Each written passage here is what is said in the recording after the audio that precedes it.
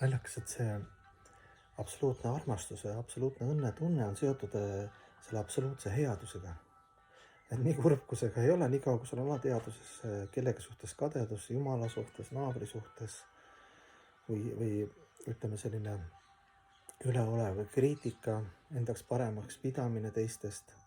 Nii kaua need vibratsioonid seal on, nii kaua sa ei saa kogeda kunagi hingõnne. Sa võid illusoorset õnne kogeda, et noh, korraks paned seal, võtad õlle kätte, istud kuskil jõe kaldal, siis paned pildi netti ja siis sa tunned, kuidas noh, su elu on lahe, eks ju, korraks, aga noh, see nagu hingeauku ei täida. Nii kaua, kui see ei ole nagu hingest 100% võrdselt, mitte neutraalselt, aga ekstaatiliselt ei armasta kõike.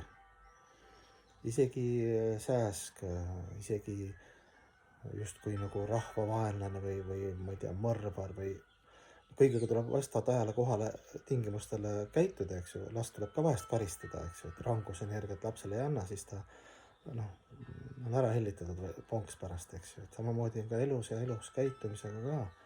Aga kõikide foon on nagu lapsevanema armastus, nii peab olema siis see absoluutne headus. Ja see on kõva töö, sest me need luubid, need solvumised, kibestumised, kriitika, ekspluateerimised, hirmud, nad on nagu nii tugevad meil sees. Et isegi kui sa teoorias sellest aru saad, siis kogu südames südame põhjani hea inimene olla, kes me algselt olema, on suhteliselt raske. Selleks ongi meditatsioon ja palve, kus sa räägid need kõik asjad üle, eks ju. Soovid kõigile head, saad aru, et me oleme üks pere, eks ju, tänad Jumalat. Ja noh, kõik need aspektid, et see ongi see peenkeha musklitrenn, võib nii öelda, eks ju, meditatsioon ja palve või keskendumine, eks ju. Ja teine moment on see, et noh, tulekahjude kustutamine, et enamus aja siin vaatad poliitikas või üldse elus inimest kustutab tulekahjusi, mis on okei. Noh, maja põleb, sa ei saa seal hakata filosofeerima, et kes see pani maja põlema, et äkki me kustutakski ära, et meil ei ole nii palju vahendeid, noh, tulekahju vaja kustutada, eks ju. Aga see on umbes sama loogiline, et lõpuks, kui on tulekahju kustutada, siis pead hakkama ikkagi mõtlema, eks ju, et miks maja maha põles, eks, et äkki järgmine kord ei anna tikka nagu väiksele Mikule. Noh, et äkki maja jälle maha, eks, et millest on tingitud see tulekahju. Või siis on umbes sama, et sõidad autoga linna peal ringi, kuhu sa sõidad, miks sa sõidad, sa ei tea, eks ju. Ikka sa tead, et autoga sõidad punktist A punkti B, eks ju.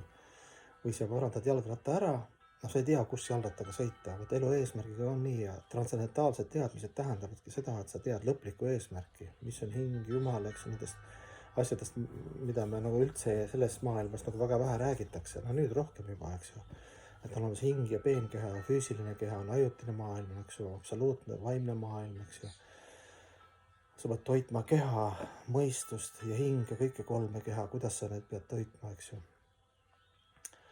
Et muidu sa sõidad jalgrattaga, teed jalgratta korda, tulekahju kustutad ära, aga pärast tuleb jälle tulekahju. Jalgrattaga sõidad ära, jalgrattaga sõidad ja kui sa ei tea, kuhu sõidad, siis ei rahulda sind, eks ju. Sa pead teadma, kuhu sa sõidad. Ja vaimsed ja transcendentaalsed teadmised räägivadki siis, et noh, Bhagavad Gitas ka teine peatükk kohe, et sa oled igavene hing, eks ju.